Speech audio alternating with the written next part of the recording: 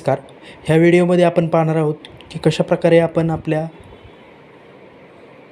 गार्डियन्सला किंवा रिलेटिव्स किंवा फ्रेंड्सना आपल्या एमर्जन्सी कॉन्टॅक्टमध्ये ॲड करू शकतो आणि त्यांना आपल्या ज्यावेळेस आपण क्रिटिकल सिच्युएशनमध्ये किंवा एखाद्या इमर्जन्सी सिच्युएशनमध्ये असेल तर त्यावेळेस कशाप्रकारे आपण SOS बटन ट्रिगर करून अलर्ट मेसेज पाठवू शकतो आणि तसेच सोबत SMS-मध्ये लाईव्ह लोकेशन कशाप्रकारे जाते.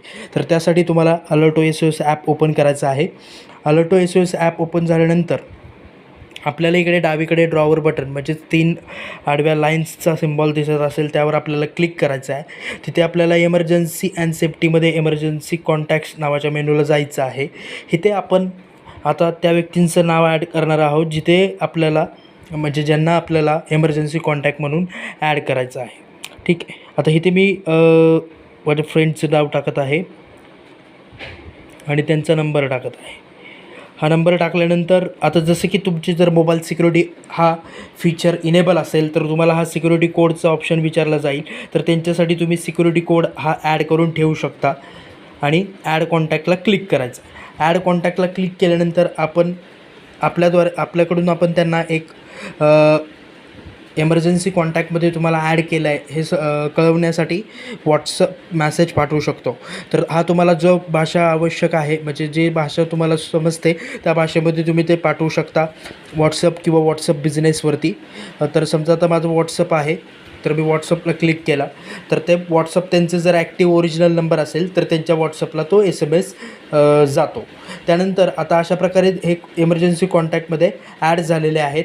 त्यानंतर आता तुम्हाला काय करायचं आहे ज्यावेळेस आपण एमर्जन्सी सिच्युएशनमध्ये असतो त्यावेळेस आपण इथे अलर्टो SOS बटनवरती ट्रिगर करायचं आहे आणि ह्या बटनला ट्रिगर केल्यानंतर आपण बघू शकता ॲटोमॅटिकली SMS जातो आणि समोरच्या ह्या स्क्रीनवरती म्हणजे जे समोरचे इमर्जन्सी कॉन्टॅक्टमधील व्यक्ती आहेत त्यांच्याकडे अलर्टो SOS बटन असेल अलर्टो SOS ॲप असेल तर अशा प्रकारे त्यांना अलर्ट मेसेज येतो. तिथे आवाज येतो आणि सोबतच हे पॉपअप येतं. त्यामध्ये इथे नॅव्हिगेट टू लोकेशनला क्लिक करून ते व्यक्ती आपले लोकेशन जाणून घेऊ शकतात. तसेच कॉल नावला क्लिक करून कॉलसुद्धा करू शकतात. तसेच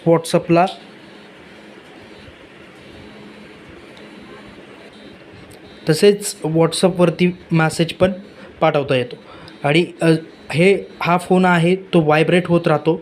जोपर्यंत हा डिसमिस बटनवरती क्लिक करत नाही तोपर्यंत त्या समोरील व्यक्तीकडे हे व्हायब्रेट होत राहतं. आणि तसेच जसं की मी तुम्हाला सांगितलं होतं की त्यांना लाईव्ह लोकेशनचा SMS जातो. तर ह्या प्रकारे त्यांना लाईव्ह लोकेशनचा SMS जातो आणि ह्या लिंकवरून ते गुगल मॅपवरती रिडायरेक्ट करून आपले लोकेशन पण आपले जे काही लोकेशन आहे लास्ट लोकेशन ते पण तिथे तपासून घेऊ शकतात. तर अशा प्रकारे आपण अलर्टो SOS ॲपमध्ये आपलं स्वतःचं रजिस्ट्रेशन करून आपल्या जे इमर्जन्सी कॉन्टॅक्टमधील व्यक्ती आहेत त्यांना एमर्जन्सी मेसेज लाईव्ह लोकेशनचा तसेच त्यांच्यावरती अलर्ट मेसेज पोहोचवू शकतो. धन्यवाद.